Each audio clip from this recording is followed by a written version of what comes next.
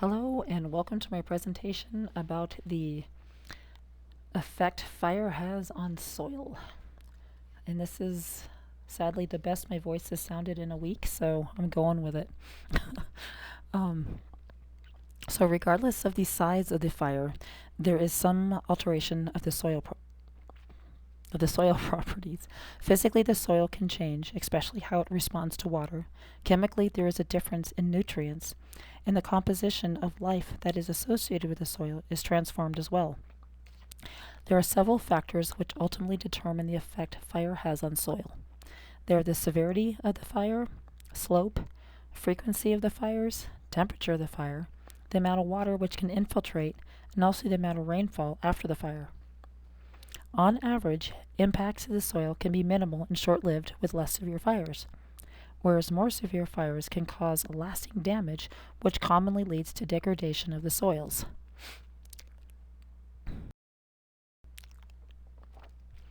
Fire intensity. Okay, the intensity of a fire is the amount of energy emitted from the fire line. This is actually not the best indicator as to how the soil is being affected. Typically, high-intensity burns move faster and does not stay in one area for long. Fires such as these usually do not transmit much heat downward, so the surface might be charged but not obliterated. Fire severity, on the other hand, is a qualitative description of the amount of damage the fire did to the ecosystem.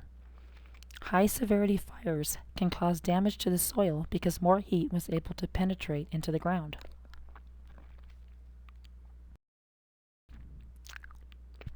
There are three types of fire severities. They are understory, understory, mixed severity, and stand replacement. Understory, like the one we have here, are fires in which the dominant vegetation is not killed, only the surface plants are burned, and these are considered a low severity fire.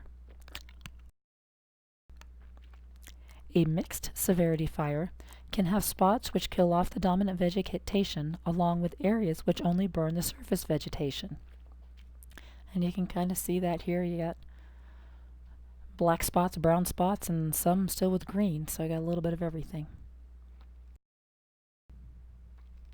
A stand replacement fire are high severity fires in which is lethal to even the dominant vegetation.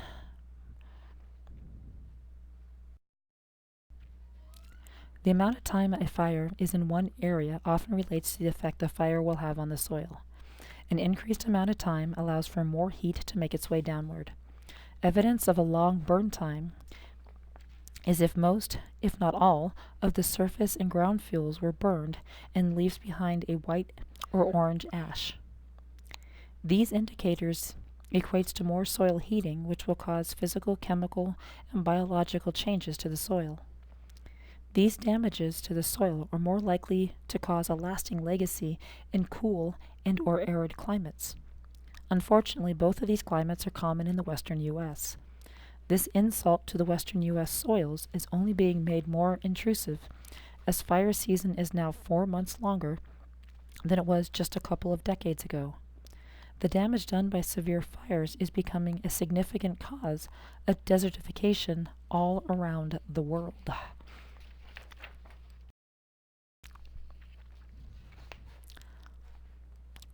The amount of damage or change done to the soil is ultimately determined by the combustion of the surface layer and the amount of heat which made it into the mineral portion of the soil. Fortunately, soil is a very poor conductor of heat, and the lower soil horizons are usually unaffected by the high temperatures. Typically, low severity fires also do not generate enough heat to cause changes in the soil, whereas high severity fires do.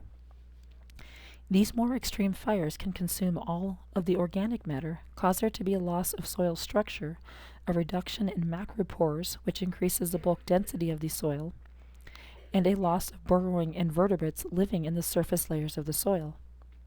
Regardless of the severity, impact from raindrops becomes an issue, as now the surface of the soil is exposed. This can lead to aggregate dispersion, clogged pores, surface fields, and an overall reduction in porosity. Another issue with severe fires is that the extreme heat can alter the soil texture through baking clay aggregates into sand-sized particles. These baked granules are coarser and more prone to erosion, although this coarser texture can increase water infiltration and aeration of a clay soil. The other end of the spectrum is the existing aggregates can be destroyed. A possible mechanism for this action is that water trapped inside of the aggregate will rapidly vaporize due to this sudden, intense heat, and it basically blows apart the aggregate.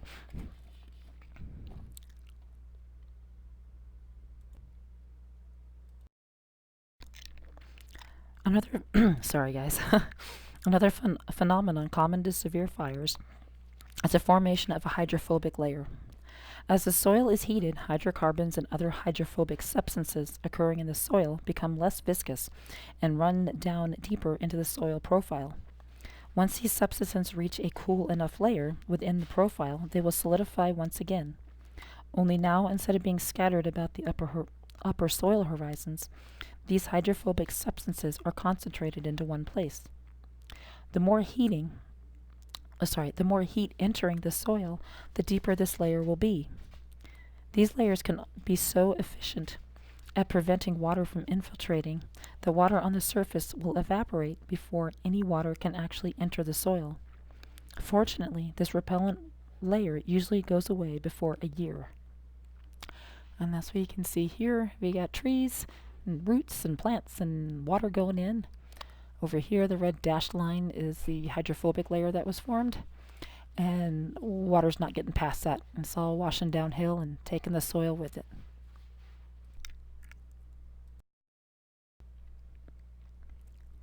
Water infiltration after a fire is affected by several factors. As mentioned previously, one factor is the hydrophobic layer. Other factors reducing infiltration are the loss of organic matter, the slope of the land. These factors, combined with rainfall intensity, help determine the fate of any precipitation falling over the burned areas. Reasons which explain why the water is not entering the soil as it did before the burn include the lack of decaying plant matter, which is capable of storing more water than the mineral soil. Without this absorbent layer, rain tends to run off the surface rather than infiltrate. Runoff is also accentuated by the increased slope of the land. Again, the hydrophobic layer reduces infiltration, which leads to more runoff and less soil water. Elevated soil temperatures resulting from the increased amount of sun reaching the soil and from the darkened surface. These warmer temperatures cause an increase of evaporation rate, which dries out the soil.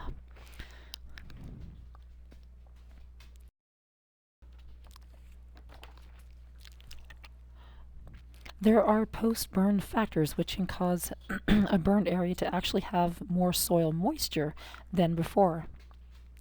Fire severity plays a role in this instance as well. Less severe fires can leave soil capable of holding more water.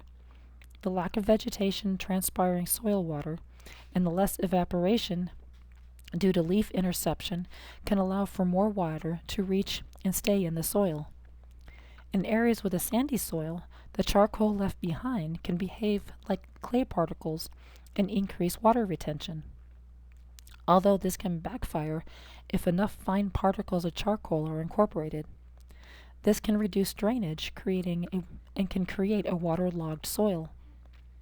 Gentler slopes can also help increase water infiltration by slowing down runoff. These benefits, though, are typically negated in areas which experienced high severity fires.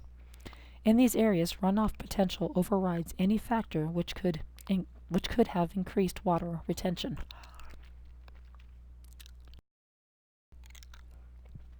In general, soil texture, slope, aspect, recovery time of vegetation, any residual litter, and the intensity of subsequent rainfall all affect erosion potential.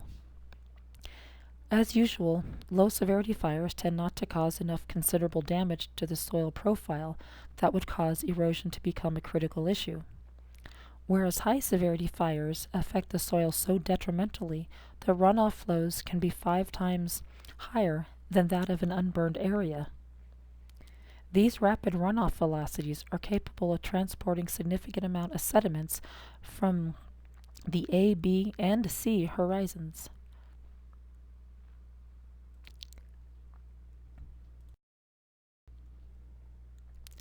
Watersheds which experience a severe fire become prone to flash floods due to the reduced ability of water to infiltrate the soil. Affected watersheds experience transportation of soil and nutrients downslope. This movement of material causes a loss in the highland areas, an excess in the low-lying areas, and also in aquatic habitats. This can affect nutrient availability for areas trying to recover. Some erosion can be suppressed in areas where the root system remains, despite the loss of the above-ground vegetation. These remaining roots can help stabilize the area and help delay any potential erosion. This delay can give enough time for new plants to start to grow in the soil before the material and nutrients can be washed downhill. Man-made measures can also be implemented to help delay or reduce the effects of erosion. Some of the mitigation techniques include reseeding, contour-felled trees, and application of mulches. All of these are intended to help reduce the high velocity of runoff waters common in severely burned areas. Despite the best efforts and intentions, many times areas with too steep of a slope or too intense of a downpour can overcome these preventative measures and erosion will still occur. And here they just flat out put hay bale or straw bales down to stop the water.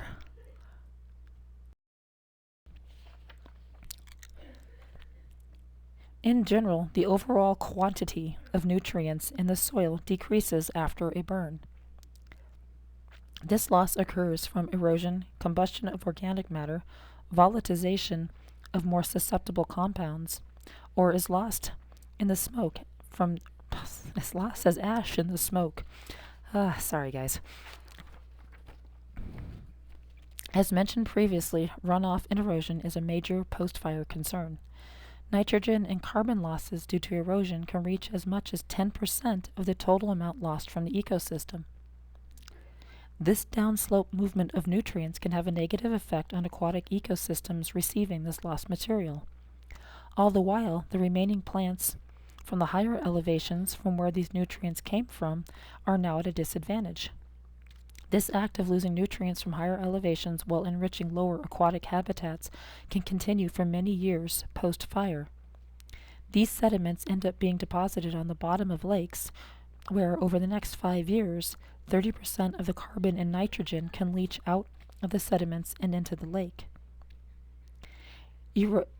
Erosion preventative measures, such as wheat straw, mulches, wood chips, and contoured felled logs, not only help prevent the loss of material, but also the loss of nutrients.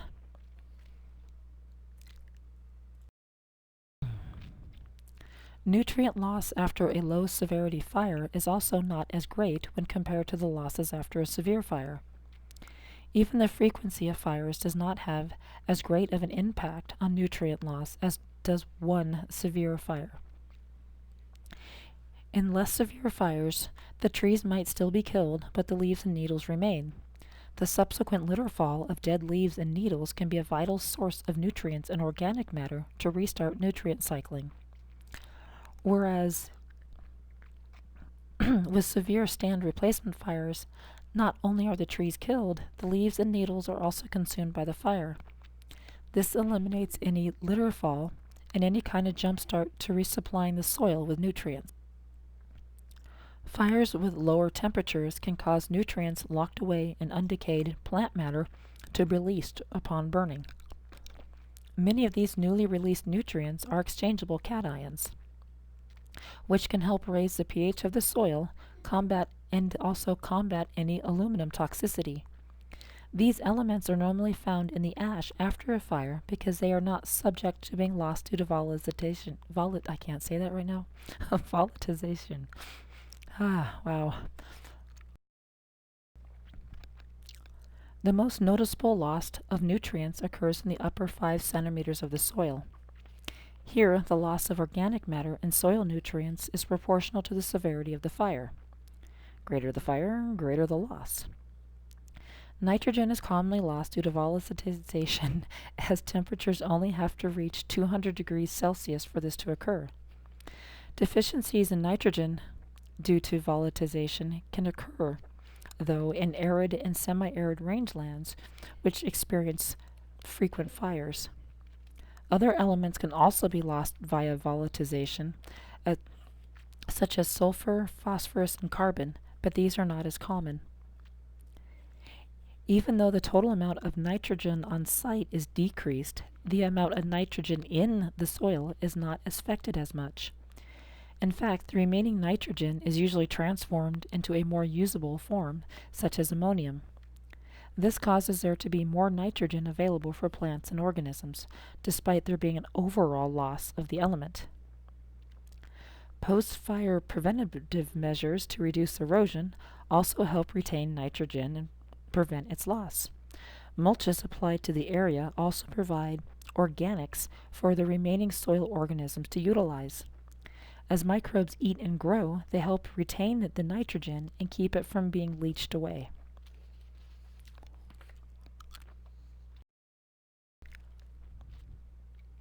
The composition of the surviving populations of soil organisms after a fire depends, yet again, on the severity of the fire.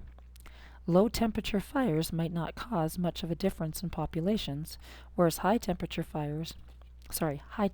from severe fires can obliterate all life in the soil.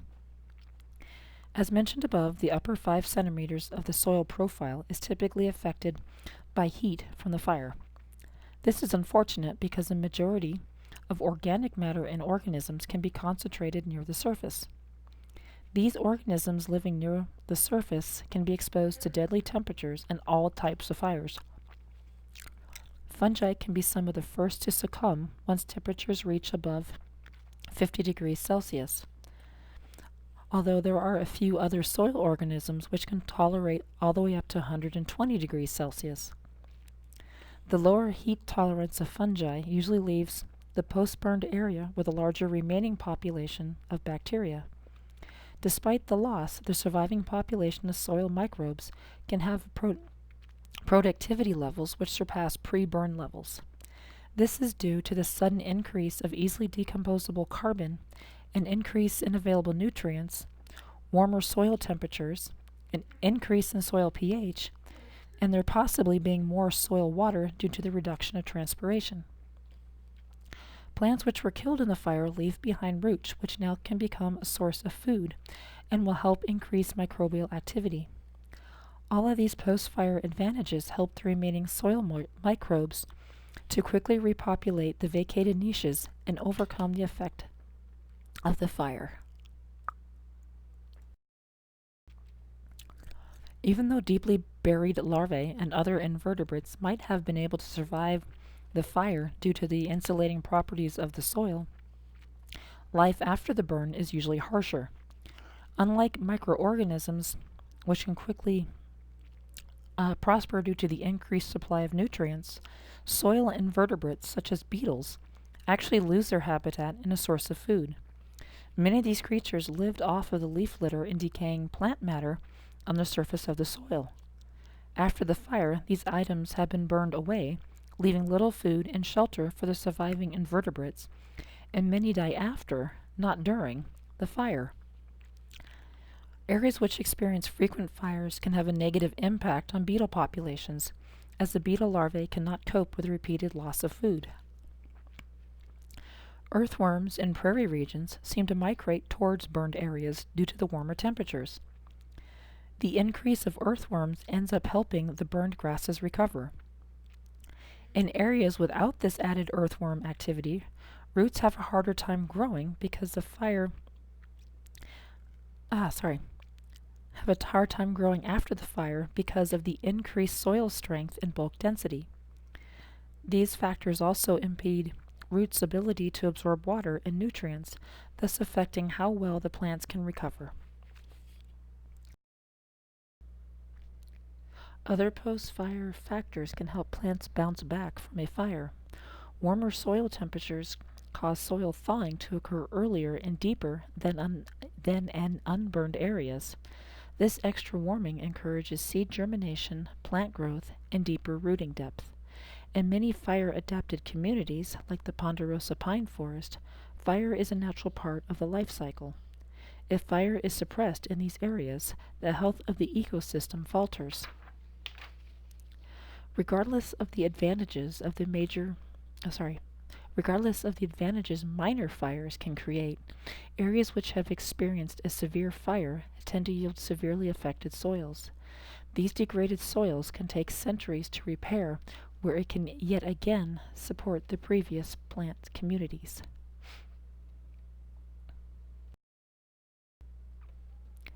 Physically, the soil can be altered by fire, creating coarse sediments of fired clay, aggregates, or boggy sand from fine ash particles clogging the larger pores. Hydrophobic layers are a common occurrence in the upper soil profile and can drastically influence water infiltration. Although some soils after a fire can experience an increase of soil water due to a reduction of transpiration and leaf interception, it is more common for a soil to become drier. This is due to a reduction of infiltration capabilities and to an increase of evaporation due to the warmer soil temperatures. The exposed soil surface is now more prone to water runoff and erosion.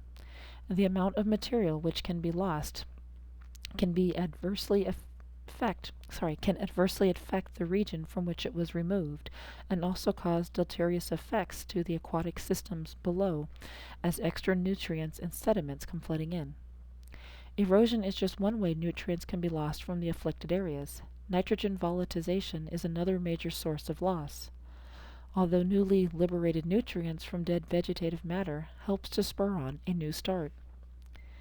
The remaining soil microorganisms might have experienced a reduction due to the fire, but the remaining members quickly expand into new territory and take advantage of the recently released nutrients. Other soil organisms, such as beetles, have a harder time adjusting to their loss of habitat, and many die after the fire. Earthworm activity post-fire helps to keep the soil in proper working order for the surviving plants to recover and prosper. If there is one main point to take home from this presentation, it is that it is the severity, not the intensity, of the fire which causes the most damage to the soils. The longer the fire is burning on top of the soil, the more heat will be able to penetrate into the soil and alter it physically, chemically, and biologically. Thanks for watching, and sorry for the squeaky voice. Hopefully I'll feel better next time.